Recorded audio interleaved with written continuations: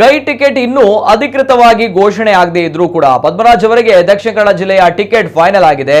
ಇಂದು ಕುದ್ರೋಳಿ ಗೋಕರ್ಣನಾಥೇಶ್ವರ ದೇವಸ್ಥಾನಕ್ಕೆ ಭೇಟಿ ನೀಡಿ ನಾರಾಯಣ ಗುರುಗಳ ಆಶೀರ್ವಾದ ಪಡೆದ ಪದ್ಮರಾಜ್ ಬಳಿಕ ರಾಜಕೀಯ ಗುರು ಜನಾರ್ದನ ಪೂಜಾರಿ ಅವರ ಆಶೀರ್ವಾದ ಪಡೆದುಕೊಂಡಿದ್ದಾರೆ. ಬಂಟ್ವಾಳದ ಜನಾರ್ದನ ಪೂಜಾರಿ ಅವರ ನಿವಾಸಕ್ಕೆ ಕೈ ನಾಯಕರ ಜೊತೆ ಭೇಟಿ ನೀಡಿದ ಪದ್ಮರಾಜ್ ಪೂಜಾರಿ ಅವರ ಆಶೀರ್ವಾದವನ್ನು ಪಡೆದುಕೊಂಡಿದ್ದಾರೆ. ಇನ್ನು ನಾರಾಯಣ ಗುರುಗಳ ತತ್ವ ಸಿದ್ಧಾಂತ ಹಾಗೂ ಜನಾರ್ದನ ಪೂಜಾರಿಗಳ ಮಾರ್ಗದರ್ಶನದಲ್ಲಿ ನಡೆಯುವುದಾಗಿ ಪದ್ಮರಾಜ್ ಹೇಳಿದ್ದಾರೆ. ಬದಲಾವಣೆ ನಿರೀಕ್ಷೆಯಲ್ಲಿ ಕ್ಷೇತ್ರದಲ್ಲಿ ಅಭೂತಪೂರ್ವ ಬದಲಾವಣೆ ಮಾಡಿ ಜನಾರ್ದನ ಪೂಜಾರಿ ಅವರ ಕನಸು ಈಡೇರಿಸುವುದು ನನ್ನ ಕನಸು ಎಂದು ಕೂಡ ಪದ್ಮರಾಜ್ ಈ ಸಂದರ್ಭ ಹೇಳಿದ್ದಾರೆ.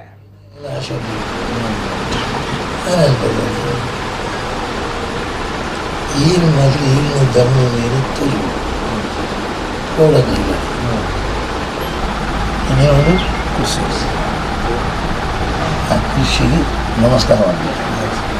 ಒಂದೈಟು ಕುಲ್ಲಿ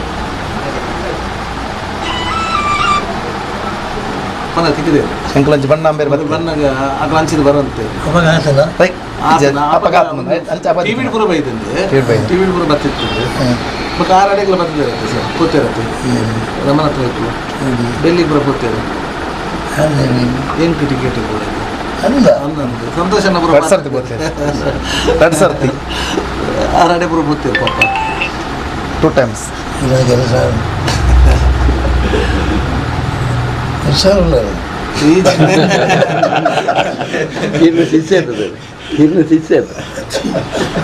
ಸಂತೋಷನೇ ಕೊಡಲಿಕ್ತಿರ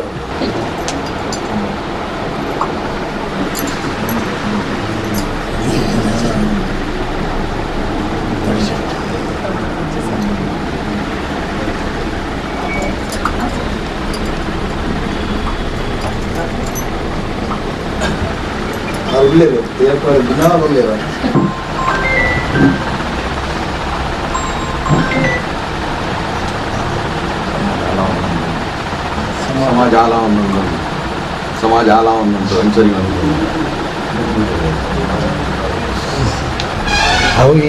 ಅವು ಇನ್ನು ಶಕ್ತಿ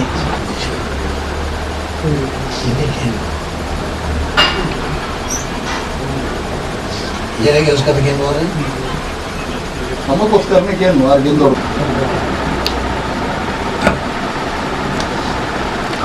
ಪಂಡಿನ ಮಾತು ಎರಡು